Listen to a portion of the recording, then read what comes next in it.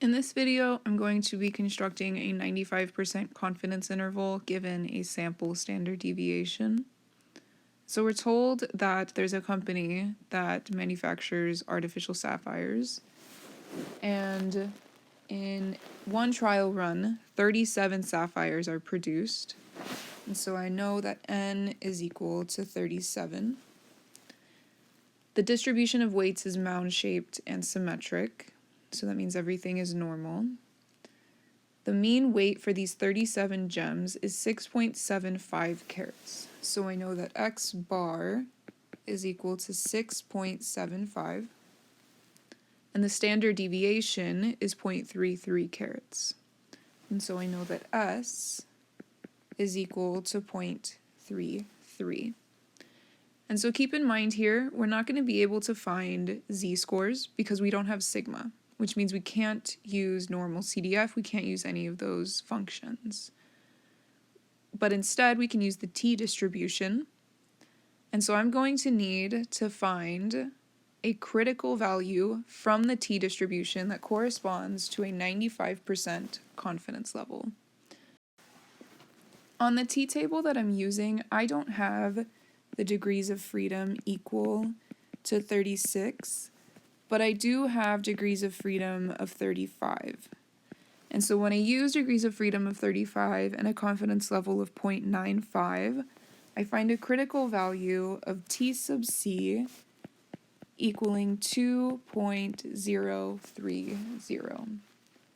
And so now I can use all of these variables to find the margin of error, E,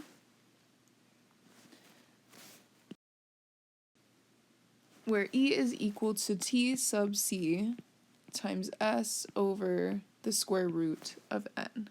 So now I just need to plug in these values, so 2.030 times 0.33 divided by the square root of 37.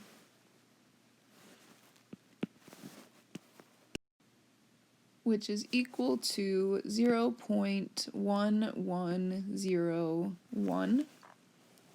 And so now I can use this to construct the confidence interval.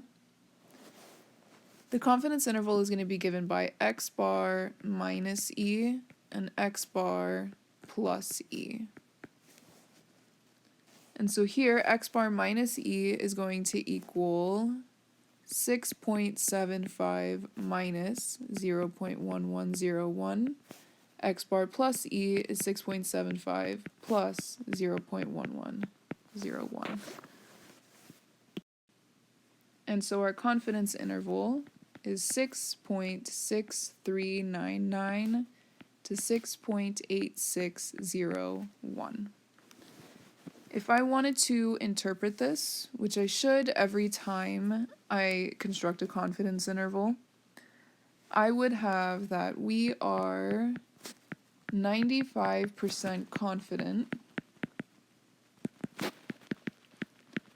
that the mean weight of all artificial sapphires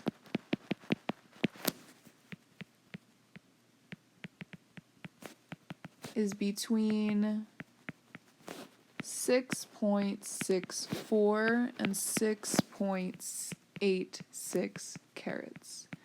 And the reason I rounded these to 2 decimal places is because I was given my values with 2 decimal places, right? Both the mean and the standard deviation.